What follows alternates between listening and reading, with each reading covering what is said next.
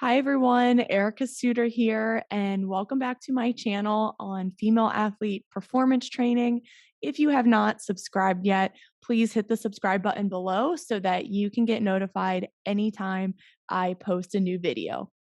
So let's get into today's topic on the truth about positive affirmations. So this is a mental skills tactic that I have suggested in the past. I have also recommended it in my book, but I want to reinforce that something like positive affirmations is not going to be the ultimate driver of elite level performance. So, first things first, when we look at the research on what makes high level athletes, genetic predisposition, so having a dad who's maybe 6'5", a mom who is 5'9", 5'11", both parents have fast twitch muscle fibers, played power sports. So the young athlete is automatically fast. So genetic predisposition plays a huge role. The second one is internal drive. So internal drive, and this is the one I'm mainly going to talk about today, is when athletes go out and get better at their craft, work on their skills, work on their physical capability, and do it on their own without parents nagging them and them feeling obligated to do it. They go out and relentlessly pursue their craft because they absolutely love it. The third factor in elite performance is environment. So training environment, the household environment, the culture of the team, facilities, playgrounds, access to equipment and good coaching, and competition as well, and environments that raise the young female athletes' competitive edge and fire to compete and to get better. So those three are the biggest chunk of elite level performance: genetics, internal drive, and environment. So coming back to the whole idea of positive affirmation. So it's nowhere in this research of elite level performance. Again, it is not the chunk of it. It is not the cake. It's the icing on the cake. It's the sprinkles. It's there if you need it for a little bit extra. But in order for an athlete to truly show up confident and calm and sure of herself, it's not the affirmations and the positive self-talk that are doing the trick. It's her competence in her skill. It's her mastery of her craft. And I'm going to give an example here. I'm going to give a couple examples. The first one is from one of my current athletes, and she had a really unlucky month. She got COVID and was just down and out the whole month. She had no time to do her in-season strength training or speed work or extra conditioning. And she took that whole month off. And when she got back into practice, she was feeling extremely winded. First from the symptoms of the virus that she had, but also just not training her body and preparing in a way that her cardiovascular health would be ready to enter that environment again. So my point is with this, she had an ECNL tournament after this month of being sick. And she asked me what she could do. And she asked me if she could positively affirm. And I said, at this point, you can't affirm your way out of it because your body's not physiologically there to compete at that level. And that's okay. It wasn't your fault. You got sick. You couldn't help it. You couldn't help having that month off. And I want female athletes to realize it's okay if things like this happen. All you can control is your effort in that upcoming tournament. Maybe you're not in the best shape you could be. Maybe you're not as conditioned as you want to be, but just give your all and know that this is just a finite moment in time. It's just a blip.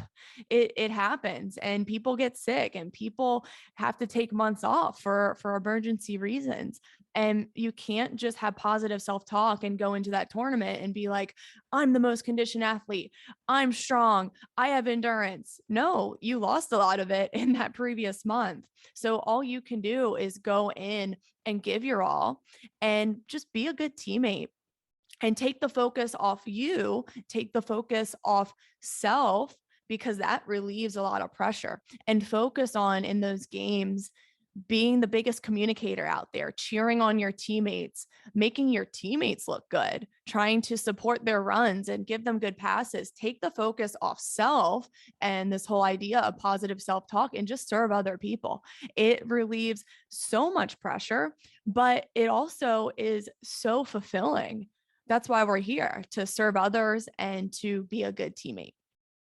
Now, the second example, and I always give this one with snowboarding because it is such a technical and advanced skill. So, again, if I went snowboarding for the first time and I had not learned how to control myself on the board and I didn't know any of the skills, but I decided to go straight to the hardest trails, the steepest trails, the double black diamonds, and just positively affirm, oh, I'm a great snowboarder. I'm so good. I'm going to make it down this trail. That would be a total disaster. Even though I'm positively talking to myself, I have no mastery of the skill. I don't know how to control myself on the board. I don't know how to control my speed. I don't know how to turn and maneuver. So it's going to be a totally disaster. So that's another example of you can't affirm your way out of things if you're not good at what you do. You have to be good at what you do. Physical training is also mental training. So you train your skills in your sport and you train your brain to know what to do in those situations, to do that 1v1 move, to take that shot in the upper 90, or to strike the ball with your laces. That's all muscle memory. The physical is manifesting in the mental. You have to get good at your skills. Another one, speed. You have to work on your sprint mechanics over and over and over again so that when you go into the game, you sprint effortlessly. If you haven't trained to be fast, if you haven't trained your sprint mechanics, you can't just say to yourself, I'm fast, I'm going to do this. No, your body doesn't know how to do that yet. Your brain doesn't know how to do that yet. So you have to train, you have to put in the work. And that's where a lot of this confidence comes from, is being good at your skills, developing your physical capabilities. And then if you do need that extra affirming and pumping yourself up, then sprinkle it in there. But that's not what's going to get you there. What's going to get you there to confidence is the basics of being good at your sport and putting in the work when no one's watching, and seeing your strength coach, or working on your skills against a wall, or playing 1v1s against your dad in a spontaneous and hard setting. That's really what builds your confidence. I want to come back to the idea of internal drive. And I have been doing a little bit of research recently on all of this. And I've been talking to my remote athletes as well as my current athletes. And I've asked them, do you guys feel confident going into games? And a lot of them say yes. And then I asked them, do you guys ever feel nervous that it's crippling you, or anxious that it's really hindering your performance? And they say no. They're not nervous. They're not anxious. And then I dig a little bit deeper and I ask them why. And they all came back with me, and I'm talking about over 30 athletes. They all came back to me and said, we don't get nervous, we don't feel anxious because we love the game, we love training, and we feel as prepared as possible. Let me repeat that. They feel confident because they're prepared. Their body is physically prepared. They've worked on their skills. They have the muscle memory to execute these skills in a competitive and spontaneous setting. They said that the nerves they feel, if any, are more of excitement. They're excited. They're grateful to play their sport. One girl said to me, she goes in confident and at peace because she just loves playing. And it's something she has a passion for. And she's like, you know what? I get to do this. I get to be out here today. And I can't wait to do my best and to serve my team. I loved hearing that. It is absolutely amazing. And I want you guys to really think about, are you doing the affirmations and all these mental training things instead of focusing on the basics? Focus on the basics first and see what happens. Prepare yourself as best you can. That's when you feel at peace, when you go in over prepared.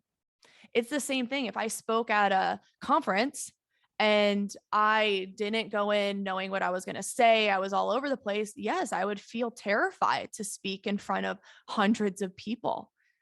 But when I do prepare on the back end and I know what I'm going to say, and I know exactly where my slides are going to be, and when I say certain points, that's when I go into speaking engagements really excited, a nervous excited, a like, oh, I get to do this. This is so awesome. And I'm out here in front of all these people and I get to speak from the heart because I did what I needed to do before all of this.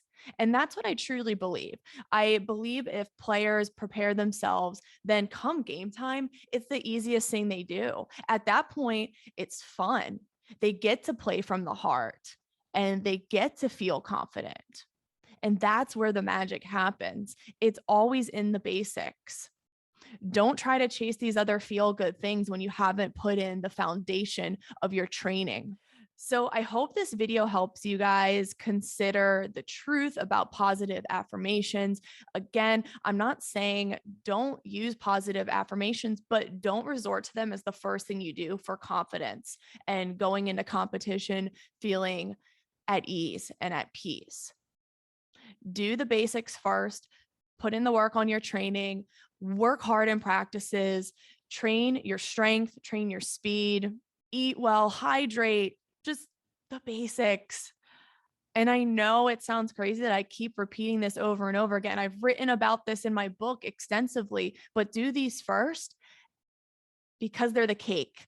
And then if you need, add the icing on the cake with all these other techniques.